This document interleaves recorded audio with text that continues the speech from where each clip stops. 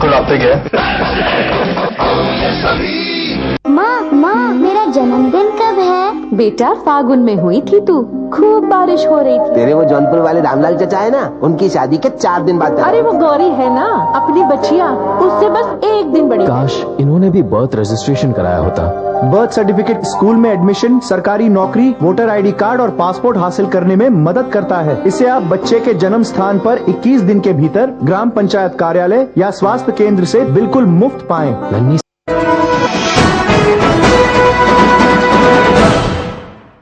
Break के बाद महाबहस में आपका स्वागत है। सहाय साहब, आप जिस तरह से काउंटर कर रहे हैं कि नहीं, इतना डेफिनेटिव जो है सो आर्गुमेंट हो ही नहीं सकता। सूचना क्रांति के दौर में 70s की बात मुझे लगता है कि भूल जानी चाहिए भारतीय नेताओं को कम से कम, क्योंकि अब जनता क्लियर मैंडेट देने के पक्ष में आ गई है, इसलिए खिचड़ी मुझे लगता नहीं है कि हो पाएगा। अब आप जनरलाइज टर्म में नेताओं की बात करेंगे, मैं फिर कहूंगा में वही हुआ, बिहार में वही हुआ, अरे नेताओं की बात कर रहे हैं। नेताओं की इस देश में क्या छवि है? क्या कोई माता अपने पुत्र का नाम किसी नेता पे रखना पसंद करेगी? नेताओं की जनरलाइज टर्म में बात नहीं करिए, पॉलिटिक्स गंदी हो गई है। अब आइए आप नीतीश कुमार और मोदी जी पे।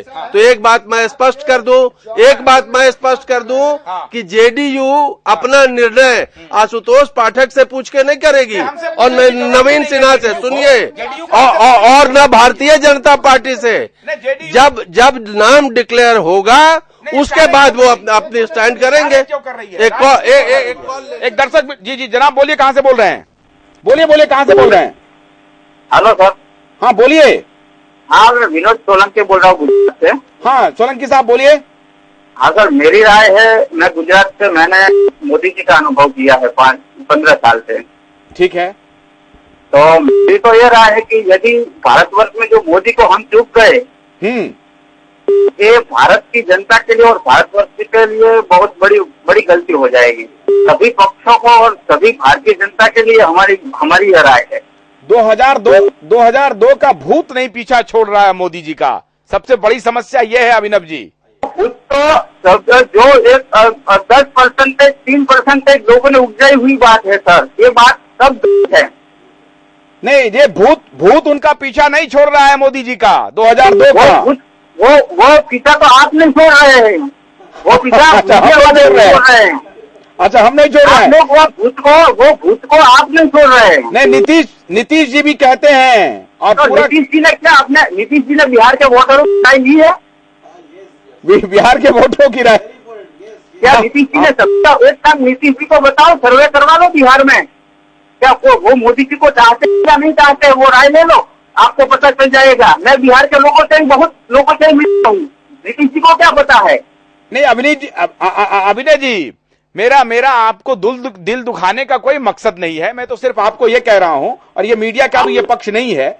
मीडिया में हम वो दिखा रहे हैं जो लोगों की प्रतिक्रिया है। एक वर्ग ये मानता है कि 2002 का भूत मोदी जी का पीछा नहीं छोड़ रहा है। सर वो भूत, वो हम सबको, हम सबने वो देखा है, उसमें मोदी जी का क्या, उन्होंने कोई गलती ही नहीं की है। वो हम गुजरात वालों को, हम सभी को पता है, मोदी जी ने कोई गलती की, तो मोदी जी को। शुक्रिया अभिनव जी, शुक्रिया। आप इसी तरीके से हमारे कार्यक्रम को देखते रहिए और बेबाक राय रखते रहिए। बहुत बहुत शुक्रिया।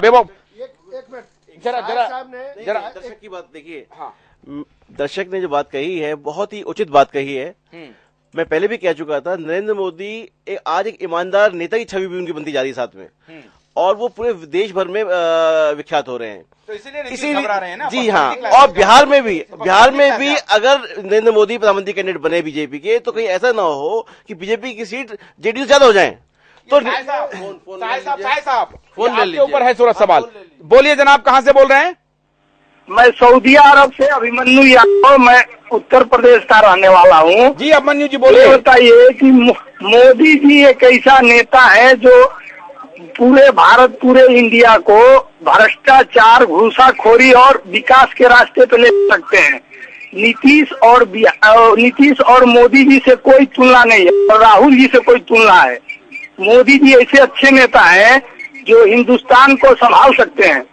उनके सिवा कोई नहीं है जो भारत में भ्रष्टाचार कम कर सकता है या विकास कर सकता है। सहाय साहब, सहाय साहब कहते हैं हमारे यहां दो पैनलिस्ट ने कहा कि बहुत ही डेफिनेट है कि मोदी को अगर कैंडिडेट नहीं बनाया बीजेपी ने तो बीजेपी के वर्कर ही भारतीय जनता पार्टी की खिलाफत कर बैठेंगे।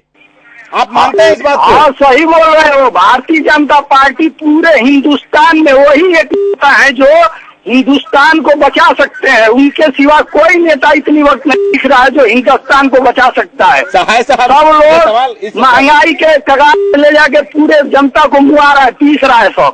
नवीन जी हमने ये सवाल उनसे इसलिए पूछा था कि इनसे जरा राय ले ली जाए। जी, नहीं, बोलिए। ये कहना अब आपको कमल जी या नवीन जी के बात पे क्यों संदेह हो रहा है? कमल जी ने जो इस बात को कहा, मैंने उसको फर्म के लिए कहा, ये दर्शक जो बोल रहे थे वो कह रहे हैं बिल्कुल सही कह रहे हैं कमल जी, और आप कह रहे हैं कि डेफिनेटिव पॉलिटिक्स कर रहे हैं।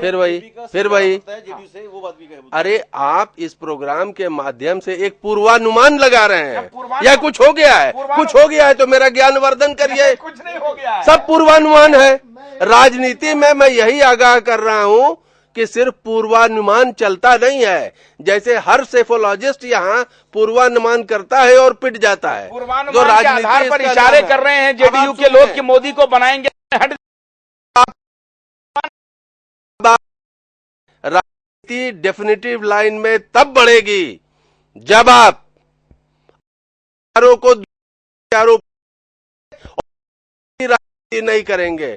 मैं सिर्फ ये कहना चाहता हूं कि समाज की समावेशी राजनीति करने वाला ही सफल होगा। अकाली दल साथ आ गया, शिवसेना साथ आ गया, जयललिता साथ आ सकती हैं। ऐसा है जयललिता आ सकती है, ममता भी आ सकती है। अब कौन सी समावेश की बात कमल जी ने आपके सामने एक तर्क रखा जितने लोगों का आपने नाम लिया, आपके सामने कमल जी ने तर्क रखा था, तो तर्क का जवाब सुनिएगा कि आप अपना बोलिए? हाँ, तो आप अपना बोलिएगा या सुनिएगा? तो उनकी बात आप तक पहुंचा रहे। पहुंच गया, मैंने सुन लिया। मैं ये कह रहा हूं कि जितने व्यक्तियों का आपने नाम लिया, अकाली दल, शिवसेना, फलाना चिलाना, ये सब कोई इस देश में समावेशी राजनीति को रिप्रेजेंट नहीं करते हैं। कमाल है। अब नीतीश जी समावेशी राजनीति को प्रेजेंट करते हैं। एक मिनट जरा कमल जी, एक लाइन में बता रहा हूँ क्योंकि शाहिद साहब ने जॉर्ज फर्नांडिस और मधुलिमिया का फोन। एक और दर्शक जुड़े हैं। जी जनाब बोलिए, कहाँ से बोल रहे हैं? मैं प्रीत यहाँ दिल्ली से बोल रहा हूँ। हाँ बोलिए। मेरा नाम बसंत कुमार है जी।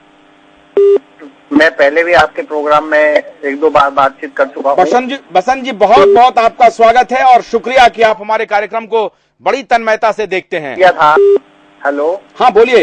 एक प्रोग्राम में आपने, मैं कोई बात कर रहा था तो उस समय आपने ये बात, बड़ी मुझे दुख लगा, आपने बोला कि ये बीजेपी के समर्थक लगते हैं। नहीं बिल्कुल नहीं, आप दुख ना मानिए। हम तो जैसे आप बेबाक हैं वैसे हम भी बेबाक हैं। दुख मानने की तो बात ही नहीं है, हम दोनों बेबाक हैं। बोलिए। मैं इतना कहना चाहता हूँ कि लाल कृष्ण आडवाणी जी का कोई चांस नहीं है प्राइम मिनिस्टरशिप के लिए जी, क्योंकि लाल कृष्ण आडवाणी जी को खुद सोचना चाहिए कि अब उनकी 80 से ऊपर की उम्र हो चुकी है और वो अच्छा है कि किसी यंग मोदी जैसे लीडर को आगे लाए, जो कि कांग्रेस से सिर्फ वही मोदी जी ऐसे हैं जो उनके साथ आगे ला सकते हैं और बीजेपी को। नंबर 2, नीतीश कुमार जी जो सोच रहे हैं कि वो बीजेपी से गठबंधन तोड़ लेंगे, नीतीश कुमार जी के लिए बहुत मुश्किल है, क्योंकि जेडीयू के अंदर भी कुछ ऐसा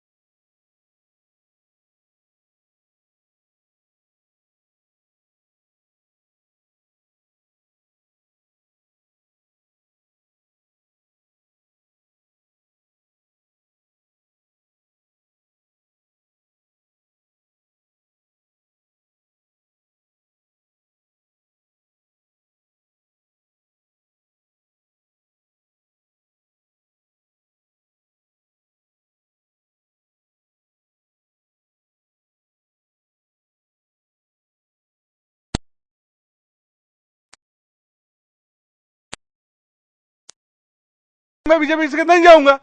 क्यों बीजेपी नहीं बीजेपी के साथ भी रहेंगे और सेकुलर वोट भी इसलिए रहेंगे कि बाकी विचारों से मेल खाता है। नहीं तो और तो मुसलमान उनके साथ क्यों रहेगा? क्योंकि बीजेपी नरेंद्र मोदी और बीजेपी कम्युनल है। उन्होंने करके दिखाया ना, क्या तो शासन करके दिखाया ना। तो फिर अब उनको लग रहा है कि अब हमारी बारी है तो वो आर्म ट्विस्टिंग भी कर रहे हैं, शासन भी कर रहे हैं, आर्म ट्विस्टिंग भी कर रहे हैं। ये नहीं चलेगा। ये देश की जनता देख रही है और बिहार की जनता तय करेगी इस बार 2014 में। जिस दिन मोदी ने कहा कि Modi model of development Bihar में लाइए, उसी दिन प्राइम मिनिस्टर ऑफिस से ट्वीट हुआ कि बिहार का डेवलपमेंट बेटर है और जीडीपी बेटर है। प्राइम मिनिस्टर को जीडीपी आज भी तो मनीष जी ने कहा कि जिस दिन इसमें मैं कह दूं, ये भी मैं बताना चाहता हूं, कांग्रेस क्या अभी अगर वो नीतीश कुमार पिछले 17 सालों से बीजेपी के साथ हैं तो कम्युनल हैं, और जैसे ही वो नीतीश कुमार बीजेपी के साथ से अलग हो जाएंगे तो सेकुलर हो जाएंगे। क्या तमाशा बना रखा है देश में इन लोगों ने? कौन सी राजनीति है ये? कांग्रेस की थिंकिंग है। ये कौन सी राजनीति है भाई? देश की जनता को बेवकूफ बनाने के अलावा इनके पास कोई काम नहीं है। कोई विकास का मॉडल नहीं दे सकते। दूसरा, ये सिर्फ जात और धर्म के नाम पर राजनीति चलेगा इस देश में।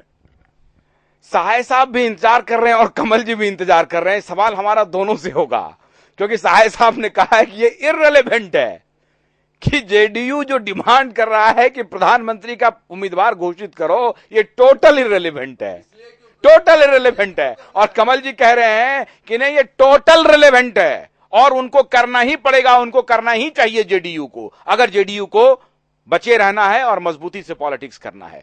ब्रेक के बाद लौट रहे हैं, रेलेवेंट और इररिलेवेंट दोनों पर चर्चा करेंगे। महाबहस जारी है।